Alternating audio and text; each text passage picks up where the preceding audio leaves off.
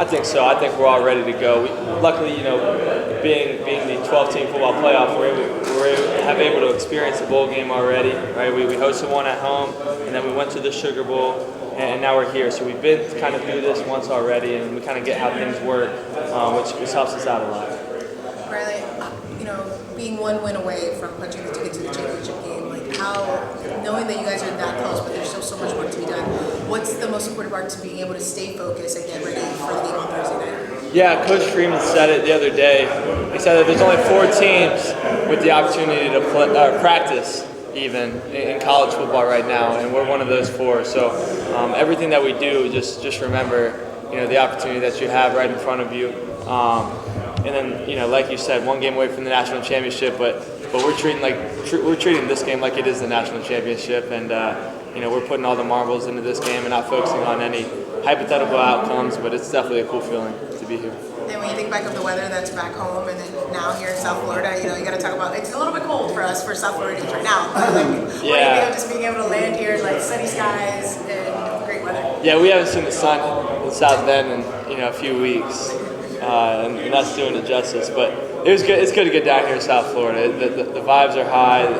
To see the sun, the warm weather, which just is extremely warm for us. We love it, and it's good to be down here. Riley, how much have you heard from Irish fans that have been waiting for so long to get this opportunity to get this far and this close again to the championship? Yeah. Our fans are very unique. They're nationwide. Most of them have been fans for a lifetime, and I think I saw something within the last 3 decades or so. We haven't had a bowl game of this magnitude as in the Sugar Bowl. So to have the opportunity to get another one for these fans really means a lot to me. Obviously, we gave them a kind of a heart attack earlier in the year, but hopefully everybody's doing better now. And the Notre Dame faithful is truly faithful, and they all have great character, and we appreciate them a lot. How is this team different today than it was after that game? Yeah, I don't even know. I can't even recognize that team, specifically me as a player and as a person. I think my head was in so many different directions. I didn't really understand the magnitude of being a Notre Dame quarterback.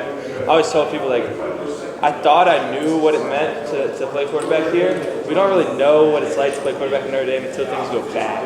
And then you're like, holy, there's a lot of weight on the shoulders here. But, I was able to take all that with a grain of salt and just focus on the work. Because I always say the secret is there is no secret. Put your head down, go to work, and good things will happen to you. What would 6-year-old Riley in his backyard in Fairhope, Alabama be saying about this moment? Yeah, I think about that all the time. I wish I could go back and tell little 6-year-old me where he's sitting right now.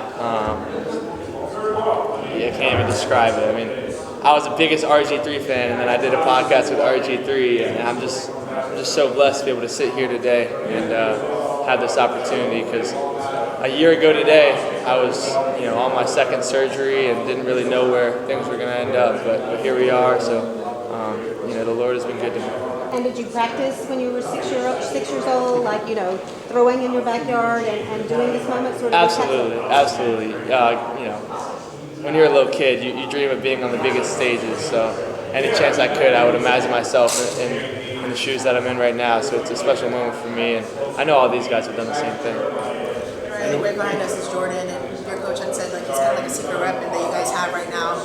Can you talk a little bit about your relationship and just knowing that everybody has to kind of get ready and ball in on Thursday? Yeah, I think the biggest thing about Jordan, the way he earned everybody's respect is he's just good at everything. You obviously see that in lacrosse and football, but if there's ever a route he's never ran before and we ask him to run it, it'll look like he's done it 1,000 times. The kid, he's just a natural athlete, and to come in as a walk-on and not expect to play a down of football at Notre Dame to where he is now kind of just shows you guys the competitor that he is and the man he is. He's a really mature kid to be this young, and I think he only lives 15 minutes from here, so he was telling me all about the good food spots around here and things like that. Riley, what went into your 1:30 a.m. touchdown Jesus selfie after the Sugar Bowl? Oh, yeah. Well, I ride my bike around campus usually before and after games, and I was just riding around campus and saw touchdown Jesus in the snow at 1:30 a.m. how can you not take a selfie there? It never gets old.